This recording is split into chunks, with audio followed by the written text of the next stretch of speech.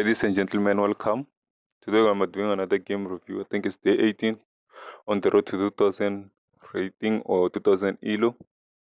It's still a long journey, but I'm gonna get there in other way. So let's check out the game. On this game I was playing as black. Let's see what happened. My opponent first started with the king's pawn to e4. Then I responded with the Scandinavian defense, pawn to d5. My opponent accepted the pawn, so I accept back with the queen. Then my opponent played knight to c3, attacking my queen in the process. Then I played the Scandinavian defense main line, queen to a5. Then my opponent pushed pawn to d4, the queen's pawn. Then I played bishop to f5. And my opponent attacked my bishop with bishop to d3. Then I played pawn to e6, protecting my bishop, and it was also protected by the queen. So I wanted it to be more safer with two pieces protecting it, because if my queen had to move, so my bishop will still be covered. So then my opponent played queen to f3, attacking the pawn on b7 and attacking the bishop, but the bishop is already protected, so it's not in danger. So I had to protect the pawn on b7, because that allows my opponent to win my rook. So I played knight to c6, covering the diagonal that puts my pawn in danger. Then my opponent accepted the bishop with his bishop, then accepted the bishop with the queen to f5. My opponent took my queen also, then I took back with the pawn. Then my opponent played bishop to f4, attacking the pawn on c7. And there's also a free pawn that my opponent is giving me. So my opponent was thinking like it will be kind of a exchange, or I take their pawn and they take my pawn back. So I took the pawn, but after taking the pawn, my knight is also threatening a fork of the king and the rook. So my opponent has to solve that first before taking my free pawn. So my opponent castled the queen's side, then I castled.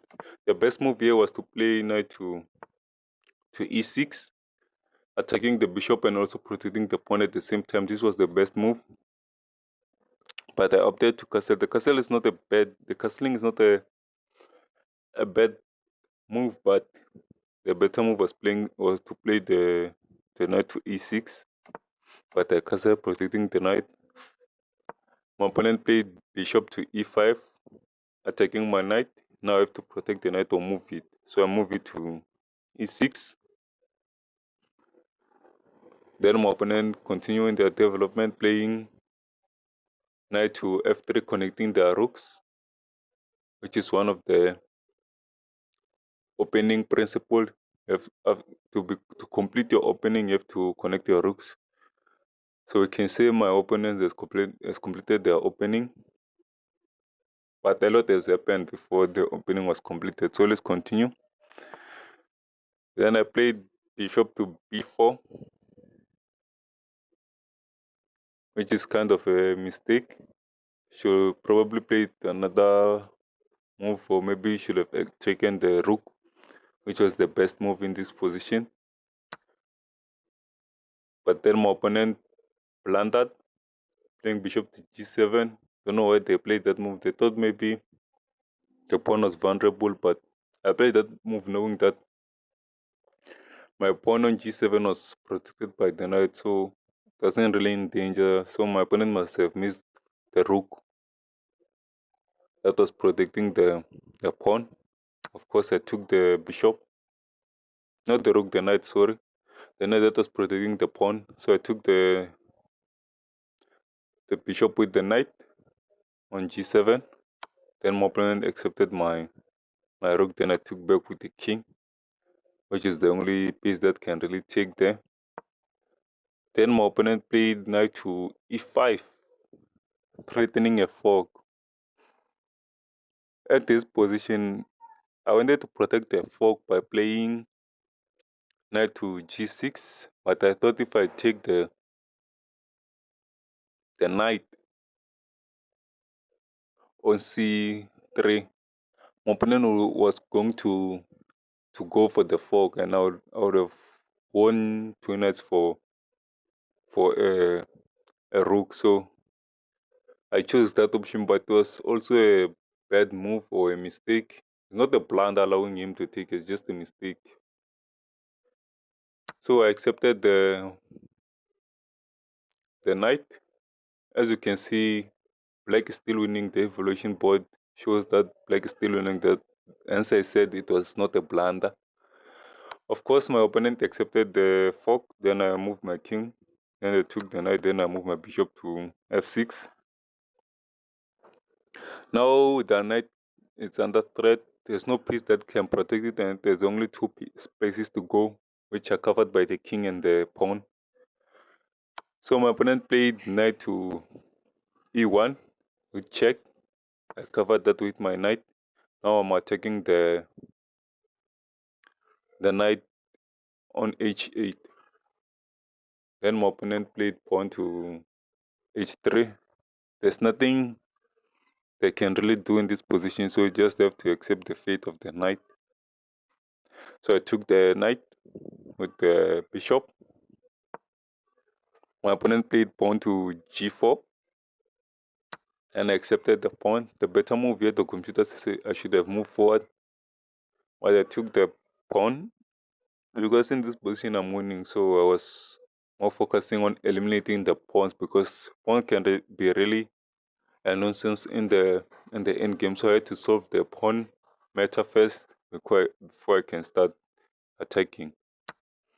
Then my opponent accepted with the pawn to g4. Then I played king to f7 and pinning myself to the knight, to the rook, sorry. Then my opponent moved the rook to d1, looking to fork the pawn and the king. So I covered that square with knight to f6. Then my opponent pushed pawn to f3, protecting the pawn in the process. So I played pawn to c5. My opponent played pawn to b3. Then I played pawn to b5. I shouldn't have played that move. I should have maybe played the pawn to b6 maybe. That looks like a better move than playing pawn to b5. Then my opponent played rook to d6. Then I played pawn to a5. Then my opponent attacked my pawn with the rook. Then I had to go out with the pawn in the process. I couldn't just lose my pawn just like that.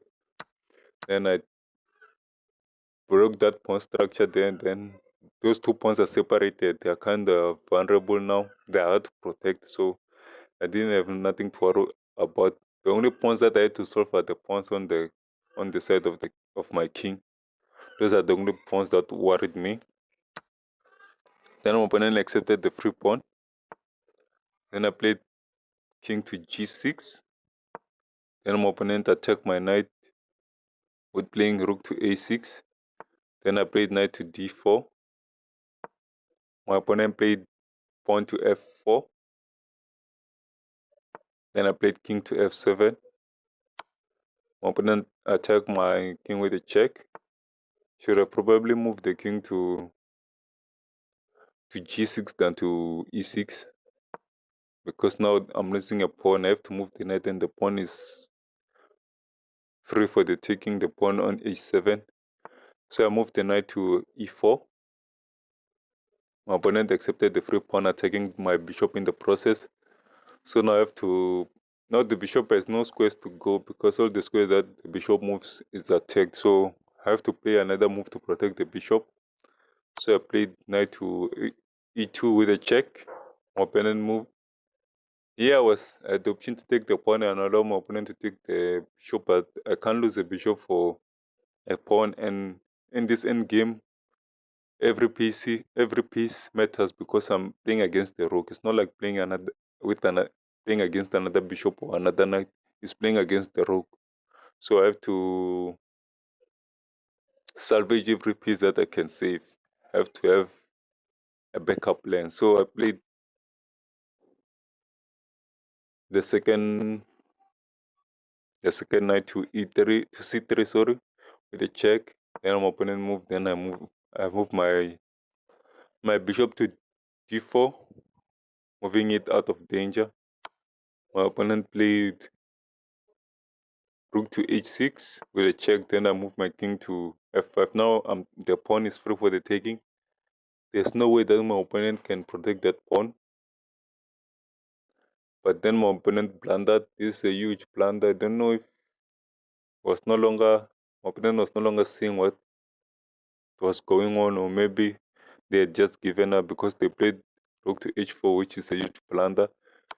I played the fork of bishop to f2 with a check. Then I won the rook. Then now I'm winning. There's nothing my opponent can do. It's just pawn v6 three pieces, which is a very unfair advantage. My opponent resigned in this position.